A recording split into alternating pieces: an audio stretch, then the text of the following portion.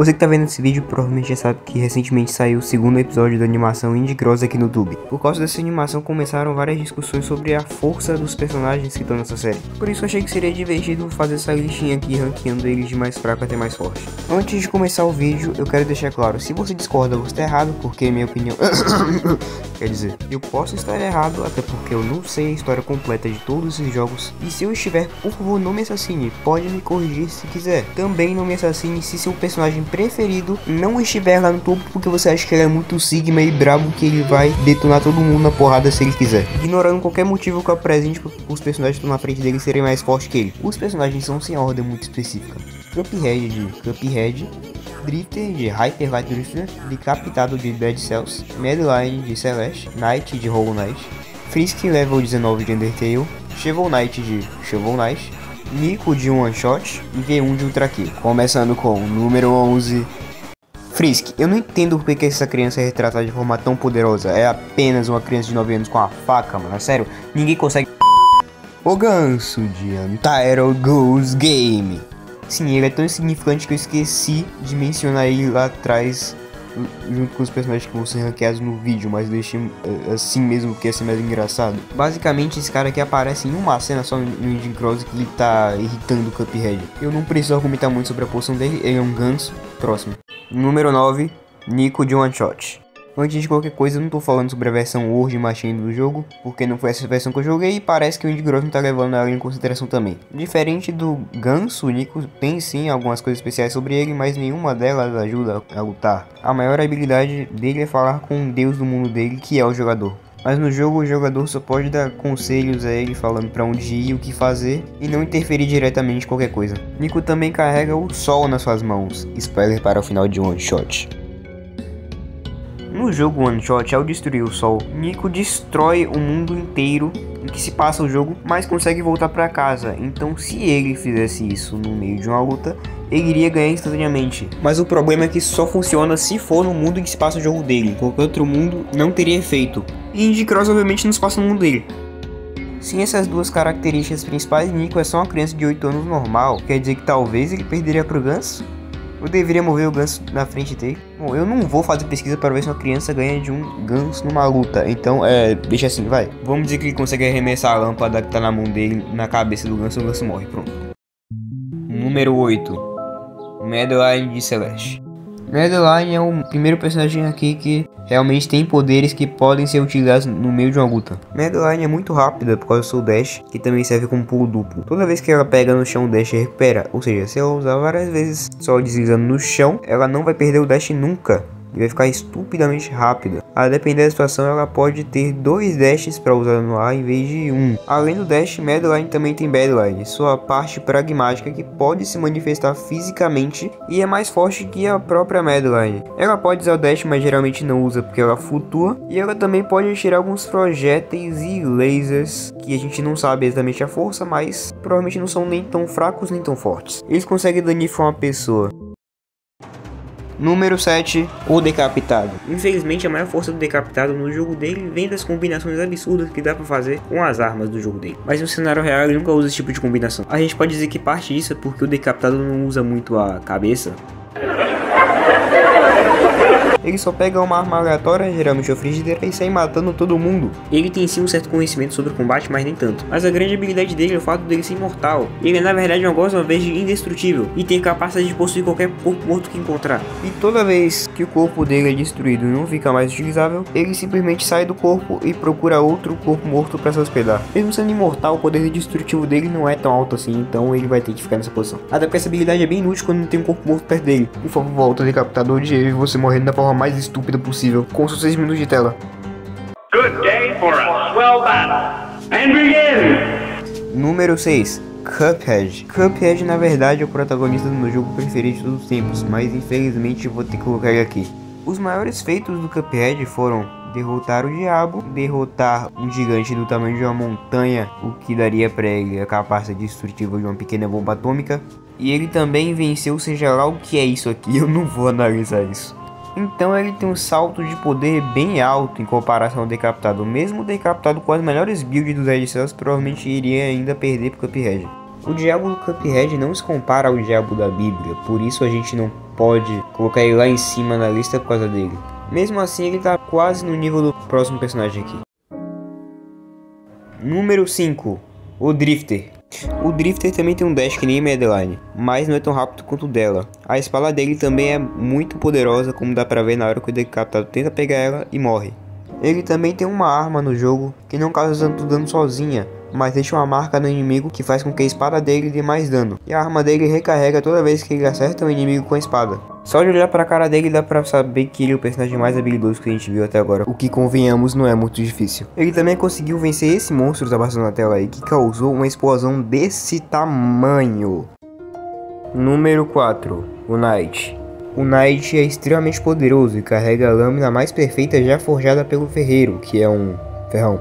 Ele também pode manipular a alma para se curar e usar feitiços. O manto sombrio deixa ele completamente intangível por um momento. Ele também tem pulo duplo, o Super Dash, imunidade contra ácido e as artes do ferrão, que são habilidades especiais ensinadas pelos mestres do ferrão espalhados por Hollow Knight. O Knight também tem o ferrão dos sonhos, que ele usa para conseguir alma de graça, ler a mente do indivíduo ou até transportar ele para uma realidade alternativa, que é o mundo dos sonhos. Nessa realidade alternativa que ele derrota um deus, a Radiância, a deusa da luz. Não dá para saber o quão forte ela é, mas ela conseguiu destruir o reino quase todo com uma infecção que afeta a mente da vítima. O Knight é uma criatura feita para não ter mente ou pelo menos pensar o menos possível. Por isso a infecção não afeta ele, a Radiância tem que lutar contra ele na raça e perde. E ainda por cima a Radiância não é o único deus que o Knight simplesmente bateu com o ferrão vezes o bastante para vencer. Em uma versão alternativa da realidade dos sonhos, a realidade dos pesadelos, ele derrota o Nightmare King Grim, que como o nome sugere, é o rei do pesadelo, ou seja, é o rei dessa realidade. Ele talvez não seja tão forte quanto a Radiância, mas o fato de que ele tá na realidade dos pesadelos provavelmente dá uma vantagem bem grande para ele. Mas esses dois possíveis feitos não se comparam aos panteões de Hollow Knight. Lá ele enfrenta o receptáculo puro, que é basicamente o Hollow Knight, ou seja, o seu irmão, só que na sua forma suprema, que obviamente ele vence também. Mas no panteão de Hollow Knight, onde você deve lutar com basicamente todos os chefes do jogo em seguida, o Rei do Pesadelo na verdade fica uma posição atrás do Hollow Knight em sua forma pura. Isso implica que o Rei do Pesadelo é mais fraco que ele, que é o irmão do Knight. No topo do panteão de Hollow Knight, o Knight encontra a Radiância Absoluta, simplesmente a Radiância usando todo o poder que ela tem. E se ele vencer o panteão de Hollow Knight, ele de alguma forma se une com o vazio e vira essa coisa que tá passando na tela. Simplesmente, em vez de absorver a Radiância como ele faz normalmente no final verdadeiro de Hollow Knight,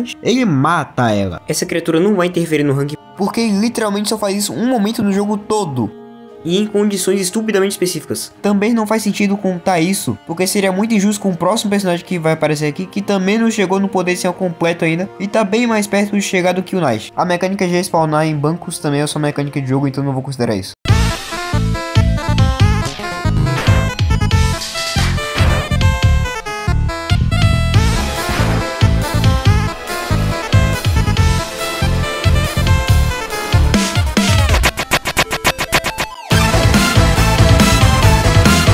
Número 3, Frisk Level 19.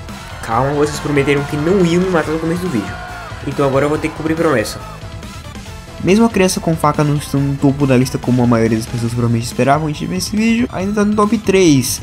Então vamos ver porque essa criança sem gênero é tão forte assim. Frisk tem 3 fontes de poder diferentes. A primeira é sua alma. Basicamente a alma de um humano de Netheril é muito mais forte que o normal. De acordo com o rei do subsolo Asgore, se a gente juntasse o poder de todas as almas de monstros no subsolo, a gente teria mais ou menos o poder de uma alma humana. Não dá pra saber qual a força exata de um monstro, mas a gente pode dizer que é mais ou menos a força de um humano real. Tipo eu e você, mas os monstros podem fazer magia, então eles devem ser mais fortes ainda. A maior quantidade de monstros que você consegue matar em Undertale é 260 e poucos por aí. Mas isso obviamente não subsolo todo, até porque pode ter alguma hora que você não pode encontrar no jogo. A cidade de Snowdin e o hotel se esvaziam antes de você chegar lá, porque tá todo mundo fugindo de você. Então a gente pode estimar que o subsolo tem mais ou menos 400 a 500 monstros. Se a gente ignorar a parte da magia, então Frisk tem a mesma força de 400 a 500 humanos. E não tô falando de humanos de Undertale, humanos reais, aqueles que vivem na Terra plana.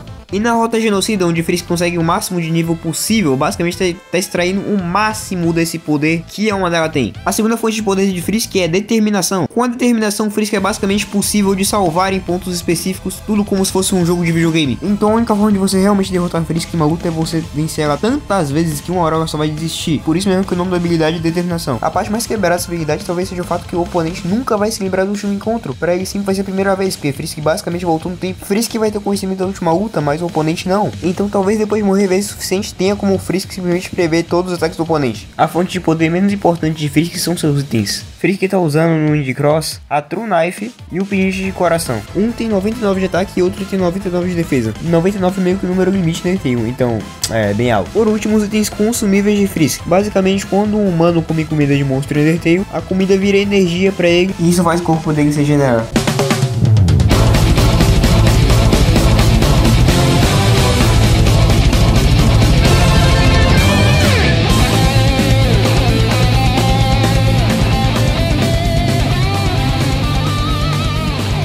Número 2, Shovel Knight. Esse aqui vai ser o personagem que eu menos vou precisar falar sobre no vídeo todo, porque a única coisa que justifica a posição dele é um crossover. Os devs do Shovel Knight falaram que esse crossover é canon, e os devs do jogo em questão falaram que é canon também. Então ele é completamente canon pros dois jogos. O Shovel Knight derrotou numa luta Kratos de God of War. Assim, eu não sou um grande especialista na lore de God of War, mas até onde eu sei, esse cara meio que mata deuses gregos, mas pelo menos ele precisou de um poder extra que ele recebeu de Atena para matar Zeus, então ele não é capaz de matá-lo normalmente. De novo, eu não sou especialista na lore de God of War, mas eu imagino que ele também precisa de um poder extra para matar a maioria dos deuses importantes que ele matou, como por exemplo o Poseidon e Ares. Se ele pudesse matar eles naturalmente sem nenhum poder extra, então Shovel Knight ficaria em top 1 nessa lista. Mas isso não faria sentido, já que o Kratos é um semideus e portanto não pode ser mais forte que um deus.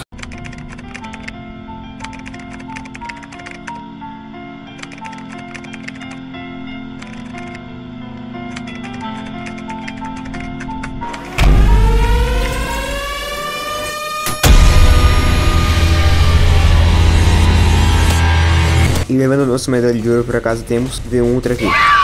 V1 é um robô que utiliza sangue como combustível e por isso desce pro inferno para buscar mais sangue. A posição dele fica bem disputada com a do Shovel Knight, porque eu não sei da lore de Ultra Kill nem a de God of War. Mas antes de chegar nas entidades que esse cara que matou, bora falar sobre as habilidades dele. V1 é um robô capaz de pular extremamente alto e se mover muito rápido também. V1 tem um dos parries mais roubados dos jogos. Ele é capaz de refletir quase qualquer coisa simplesmente dando um soco e depois estendendo no braço. Esse parry só não é perfeito porque raramente aparece uma coisa ou outra que ele não consegue refletir. Ele tem que socar com precisão para que ninguém tente baitar o parry dele ou para que ele não erre o ângulo do soco e acabe tomando dano de graça. Se ele errar, ele também fica um tempo sem poder socar de novo. O arsenal dele também é estupidamente forte. Ele venceu do anjo mais poderoso do universo e seu maior feito foi derrotar as almas Prime. Em Ultra Kill existe o Conselho e eles estão sob controle de uma coisa chamada Father's Light, um poder que costumava ser exclusivo de Deus. Isso porque Deus, ao ver o estado da humanidade no universo de Ultra Kill, se desviveu e o Conselho quis assumir o papel dele, garantindo que os habitantes do inferno continuassem em seu sofrimento eterno e forçando até os próprios anjos a submissão, inclusive Gabriel. Agora você me pergunta, o que isso tem a ver com Almas Prime? Ou melhor ainda, o que são Almas Prime? No universo de Ultra Kill existem Rei Minos e Sísifo. Sísifo era um sedento por poder que queria acabar com o céu, então obviamente os anjos foram matá-lo. Minos era o juiz do inferno e rei da camada da luxúria, até que em um momento ele decidiu tirar os pecadores de lá do sofrimento eterno, então os anjos foram matá-lo. Esses dois têm uma coisa em comum, os dois têm uma vontade imensa de destruir o céu, Minos por vingança e Sísifo pela sua sede por poder. Essa vontade é tão forte que depois da morte a alma deles evoluiu para esse estado superior, um estado com tanto poder que aparentemente coloca medo no próprio Conselho. V1 bota medo nessas almas, então ele bota medo no Conselho também. Já que o Conselho tem um poder que era exclusivo de Deus, então